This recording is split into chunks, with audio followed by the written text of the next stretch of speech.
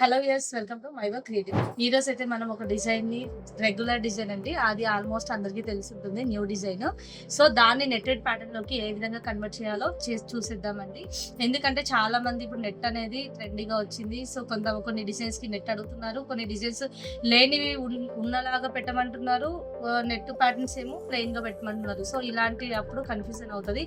అలాంటి ప్యాటర్న్ కి కూడా మనం ఏ విధంగా నెట్ సెట్ చేసుకోవాలో చూసేద్దాం. చూస్తున్నారు కదండి, ఇదైతే కస్టమర్ నాకు ఏం చెప్పారంటే, శారీలో బార్డర్ ఏదైతే ఉందో ఆ బార్డర్ సపరేట్ గా పెట్టమని చెప్పారు. ఇది సపరేట్ గా కింద అటాచ్ చేసుకుంటామని చెప్పారు.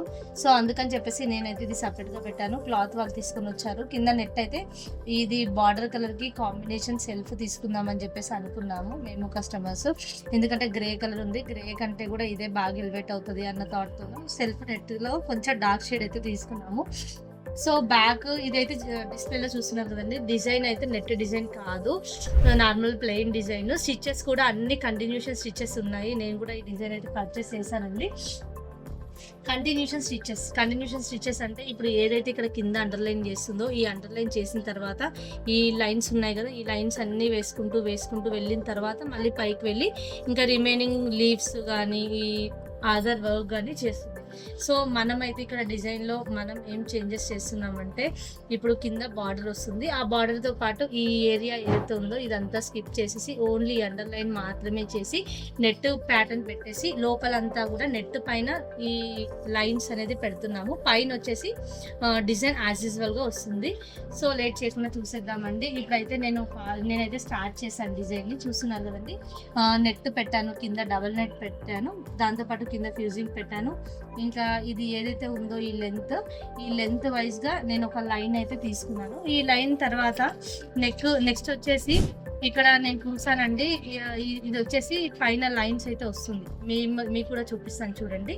ఇది ఉంది కదా, ఇది అయిపోయినాక కంటిన్యూషన్ లైన్స్ వస్తున్నాయండి ఈ విధంగా. సో ఈ లైన్స్ అన్ని కూడా నేను ఫార్వర్డ్ అయితే చేసుకుంటున్నాను. ఎందుకంటే కస్టమర్ నాకు నెట్ కావాలి ఈ ప్యాటర్న్లో అని చెప్పేసి ప్రిఫర్ చేయడం జరిగింది, ఖచ్చితంగా ఉండాలి అని. సో తన కోసం అయితే డిజైన్ అయితే చేస్తున్నాం మేము. ఇది చూసుకున్నట్టయితే ఈ కింద లైన్ తో పాటు ఈ లైన్ వచ్చేసి క్లాత్ పైన వస్తుంది, రిమైనింగ్ అంతా కూడా ఈ డిజైన్ అంతా కూడా నెట్ పైన వస్తుంది. సో ఈ స్టిచెస్ అన్ని కూడా నేను ఫార్వర్డ్ చేస్తున్నాను. ఫార్వర్డ్ చేశాక లాస్ట్ ప్యాటర్న్ ఏదైతే అవుతుందో ఆ ప్యాటర్న్ కి మళ్ళీ అటు వెళ్తున్నాం కదండి, అక్కడ వెళ్ళేటప్పుడు మాత్రం నేను మళ్ళీ ఈ ప్యాటర్న్ కి మాత్రం అవుట్లైన్ మాత్రం వేస్తున్నాను. చూస్తున్నారు కదా, ఇక్కడ ఓన్లీ అవుట్లైన్ అండి. ఇక్కడ అవుట్లైన్ మాత్రం చూపిస్తున్నాను. ఈ విధంగా అవుట్లైన్ అయితే వేసుకున్నానండి. అవుట్లైన్ వేసుకున్న తర్వాత నెక్స్ట్ వచ్చేసి ఇక్కడ డిజైన్ లో చూసినట్టయితే ఇలా అన్ని లీవ్స్ ఇవన్నీ కూడా వచ్చేస్తున్నాయి.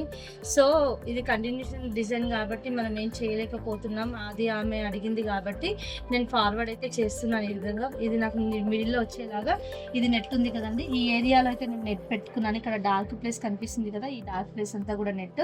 నేను దీనిపైన అయితే ఇది ఏదైతే యాంగిల్ ఉందో ఇదే యాంగిల్లో కట్ చేస్తానండి. నేనైతే ఒక స్టిచ్ రిమూవర్ తీసుకున్నాను, బెండ్ సీజర్ తీసుకున్నాను. ఎక్కడైతే ఎడ్జ్ ఉంటుందో ఒక ఎడ్జ్కి ఫస్ట్ అయితే నేను లేయర్ తీసుకుంటానండి. ఎందుకంటే నెట్ కాబట్టి కట్ అయితే శారీ క్లాత్ కానీ బయట క్లాత్ కానీ డిస్టర్బ్ కావద్దు, ఎందుకంటే మనం వర్క్ చేస్తాం కాబట్టి. సో ఇక్కడ ఒక లేయర్ అయితే నేను తీసుకున్నాను. ఈ ఈ రౌండ్ ఉంది కదండి, చాలామంది స్టిచ్ రిమూవర్ యూజ్ చేసే వాళ్ళకు తెలియదు, కొత్త వాళ్ళకైతే ఇది అయితే కింద డైరెక్షన్లో ఉండాలి. ఇలా పెట్టొద్దండి, ఇలా పెడితే ఏమవుతుంది, జనరల్గా ఇలా పెడతాం మనం, ఇలా పెడితే ఏమవుతుందంటే ఎక్స్ట్రా ఎక్సెస్ క్లాత్ కూడా కట్ అవుతుంది. సో అందుకని ఇది డైరెక్షన్ అయితే కింద ఉండాలి.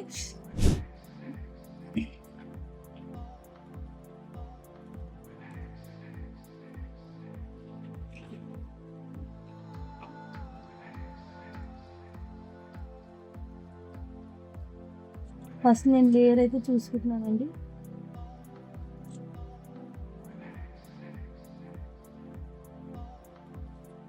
సో చూస్తున్నారు కదండి, ఇదైతే కింద డైరెక్షన్లో పెట్టేసి ఏదైతే ఏరియా ఉందో దాని వైజ్గా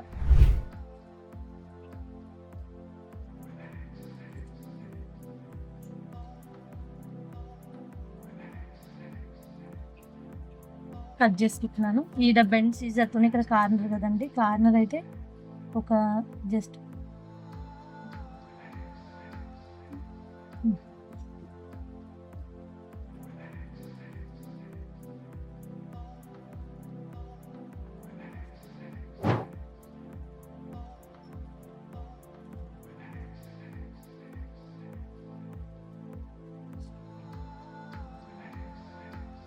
దాన్ని దగ్గరికి కట్ చేయొద్దండి. ఎందుకంటే స్టిచెస్ ఏసేటప్పుడు లాగుతుంది. సో, నెట్ దగ్గరికి వేస్తే నెట్ అయితే ఖచ్చితంగా చిరుగుతుంది.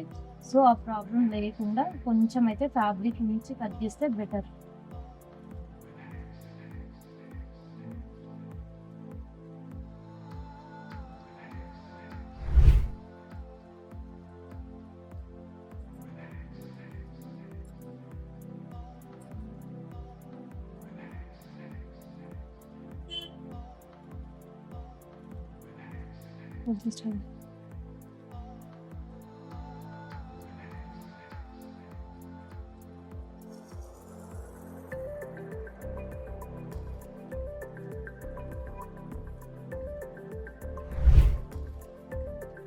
చూస్తున్నారు కదండీ ఎంత నీట్‌గా కట్ చేస్తున్నానో.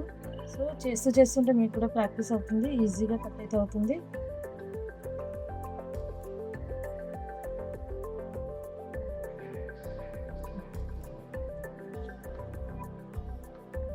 సో, చూసారు కదండీ ఈ ప్యాటర్న్ ఎంత నీట్‌గా ఈ విధంగా కట్ చేసుకున్నామో. సో, యాజ్ ఇట్ ఈస్‌గా ఇలాగే కట్ చేసుకుంటే బెటర్ అండి.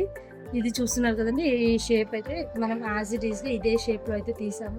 ఎక్కడా కూడా మీరు అబ్జర్వ్ చేసినట్టయితే ఎక్సెస్ క్లాత్ గానీ ఏది కానీ లేదు. వర్కయితే చాలా నీట్‌గా కట్ చేసాం. దీని తర్వాత మళ్ళీ వచ్చేసి డిస్ప్లేలోకొచ్చేసి మళ్ళీ స్టెప్స్ అయితే బ్యాక్ చేసుకోవాలి. చూస్తున్నారు కదండీ ఇందాక క్లాత్ అయితే ఇక్కడ మిగిలిచ్చాం మనము. తర్వాత ఫినిషింగ్ వర్క్ చేద్దామని. ఇప్పుడైతే వర్క్ అయితే అయిపోయింది. దానిపైన కూడా వర్క్ అయితే వచ్చింది. ఓవరాల్‌గా లుక్ అయితే చాలా నీట్‌గా ఈ విధంగా అయితే ఫైనల్ టచ్ ఇచ్చాము. ఇది ఎక్స్‌ట్రా అక్కడక్కడ ఏదైతే కనిపిస్తుందో ఇది సీజర్స్‌తో కట్ చేస్తే సరిపోతుంది. బ్లౌజ్ లుక్ అయితే ఇలా ఉంది.